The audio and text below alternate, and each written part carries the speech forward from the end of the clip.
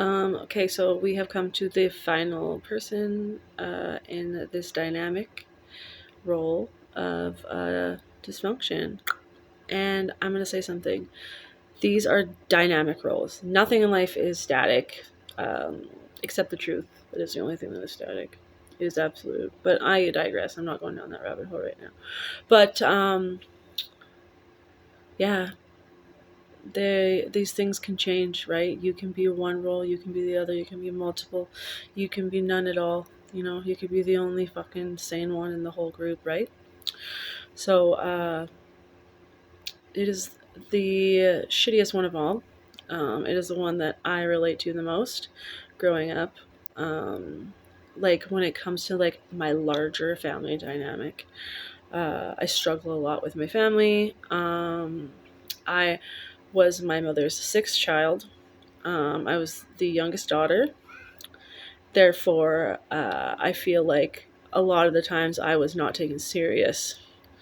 Like, my mom was gave up her fifth child for adoption to my auntie, so she was raised as my cousin. So my mother was telling people that she was never going to have other children again. Then my brother and I come along, and there's a lot of resentment for that. You know, like they resented my mother, therefore they resented me. Uh, Even though in that regard, I was like, I didn't choose to fucking be here. I didn't choose to be born. Um, Actually, there's something that my sister said to me when I was an adult that's really stuck with me, and like I have a core memory of it. And she like in front of a group of people. I was like, "You used to love me when I was a baby, didn't you?" And she's like, "Yeah, I used to love you when you were a baby, and then you grew up a bit, and then you got really fucking annoying, and I didn't like you." And like that cut deep. I actually like left that social situation and cried in my car. Um, but I actually really distanced myself from this one, just like sibling of mine. The rest of them, I happily communicate with. Besides my brother James, he can die and rot in hell. But besides that, I don't know. I just don't jive with her. I don't get along with Libras. Never have. I'm a very like realistic, raw type of individual, and she's very like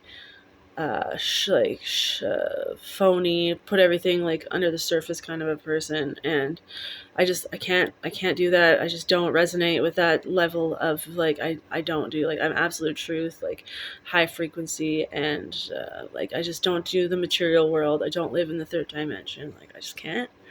So I just don't resonate on the same frequency as her. And I take responsibility for my actions. So anyways, um it's the scapegoat.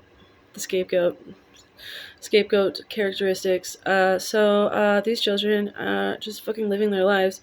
And if you look at a lot of like abusive, maladapted, uh, dysfunctional dynamics, a lot of the fucking times you see those kids that were like severely abused and like 80 pounds and shit. Like when you are in a situation like that, there's like one child who is singled out and all of the abuse is put onto that one. They are blamed for everything. So like how the hero child is the one that goes out and pretends like they pretend that like they're like good, you know what I mean? The scapegoat child is blamed for fucking everything. Um, they are constantly doing wrong. They can constantly never do right, no matter what. Uh, They are limited. They don't get the same opportunities as other children. They don't get the same resources as other children. Like, so you have like one kid who gets like a card for their 16th birthday, and usually that child gets like a cake if they remember their birthday. You know what I mean? Like, just really poor behavior. Like, just forgotten. Like, blamed for everything. And it's kind of like, oh, this person is the person that we can blame all of our problems on, so that they can just like transfer the blame onto others so that they can go to sleep at night. A lot of like justification, um, projection, just a lot of shitty behavior.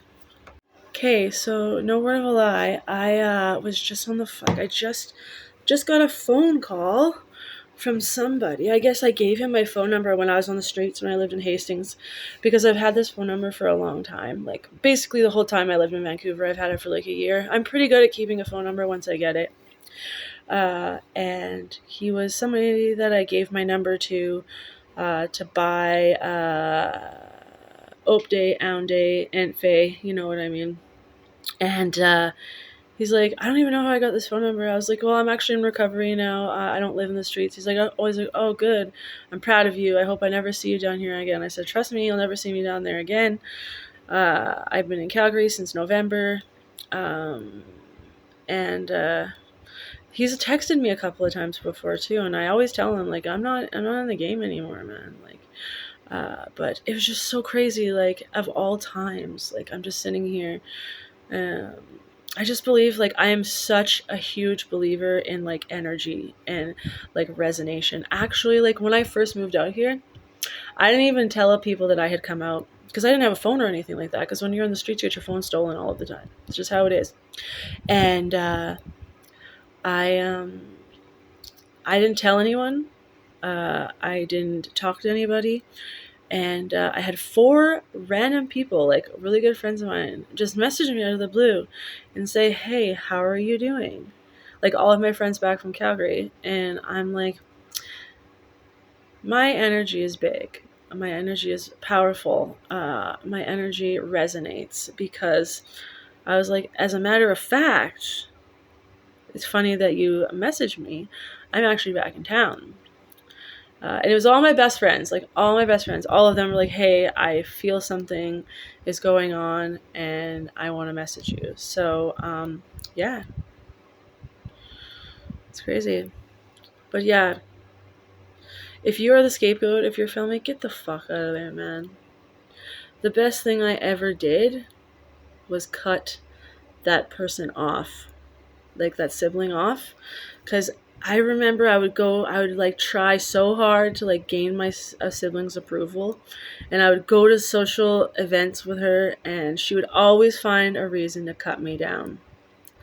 And in the end, I was like, you know what? I'm done. I'm not putting up with this anymore. And the wave of relief that I had from doing that, like, it wasn't my fault that I was born. It was not my fault. I didn't plan to be born. My parents had me. They planned me. And then I went to go live in foster care. I was a planned pregnancy. And then I spent the majority of my life in foster care when I could have been adopted by people that would have taken better care of me. My dad chose to keep me and let me stay in the foster care system. Like, that's how fucking fucked, like, that's the fucked up, like, and to, like, blame me for that. Like, how dare you take my mother's attention away from us? I didn't fucking choose it. I didn't get my mother's attention either. She literally left me to go into the foster care system because she was so mentally fucked up from having 7 kids. But, like, my family doesn't choose us to see it that way. Like, it's just that I'm the one to blame. So I cut them off. No longer talk to the people that constantly blame me for shit. And I haven't been happier. You do not have to communicate with your family if they treat you like shit. And I know it sucks because we have this undying loyalty because we're good people, we're caretakers, we're people pleasers. But I'm telling you, that gets you nowhere. Just fucking try your best. Let them go. It's hard in the beginning, but eventually it goes away,